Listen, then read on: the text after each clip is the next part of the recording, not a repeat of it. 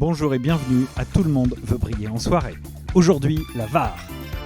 La VAR de Molière. Si, c'est drôle. Si, c'est drôle.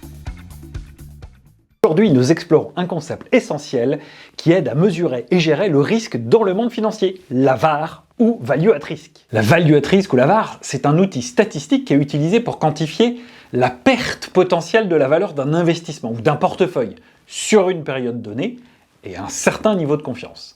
Alors, ça veut dire quoi? Partons d'un exemple. Si je vous dis que j'ai une Value at Risk, un an, un jour, 99% de 15 millions d'euros. Commençons avec les 99%. C'est l'intervalle de confiance. Ce niveau de confiance représente la probabilité que la perte réelle ne dépasse pas la VAR calculée.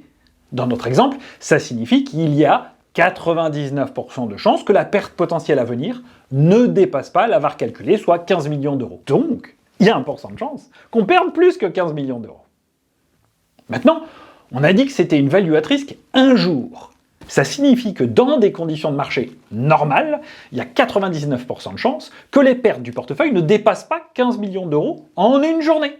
Et donc, 1% de chance que ça dépasse 15 millions d'euros en une journée. Donc inversement, il y a 1% de chance qu'on perde plus que 15 millions en une journée. Enfin, on a dit que c'était une Value at Risk un an. Ça signifie qu'on a 99% de chance de ne pas perdre plus que 15 millions en une journée, en fonction de ce qu'on a observé l'année passée. Enfin, si c'est une VAR historique, où on va regarder comment les actifs qu'on a aujourd'hui en portefeuille avaient fluctué l'année passée pour calculer notre risque de perte potentielle. Alors, la VAR est largement utilisée par les institutions financières et les investisseurs pour gérer leurs risques.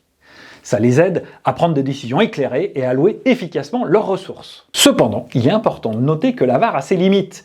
Elle suppose déjà que les conditions de marché restent normales, ce qui n'est absolument pas le cas lors d'événements extrêmes ou de crise. La VAR joue également un rôle dans la réglementation financière. Les régulateurs exigent des institutions financières de calculer et de signaler la VAR pour s'assurer qu'elles ont une maîtrise de leur risque de marché.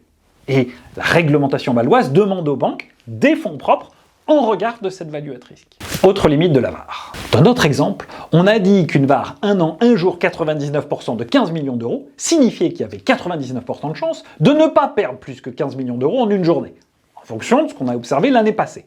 Il y a donc 1% de chance de perdre plus que 15 millions. Et quand ce 1% arrive, on sait qu'on peut perdre plus. Mais la question c'est combien plus? Est-ce qu'on peut perdre 20 millions, 500 millions, 1 milliard? Eh bien c'est une limite de la VAR. Quelle est la perte moyenne quand le 1% arrive?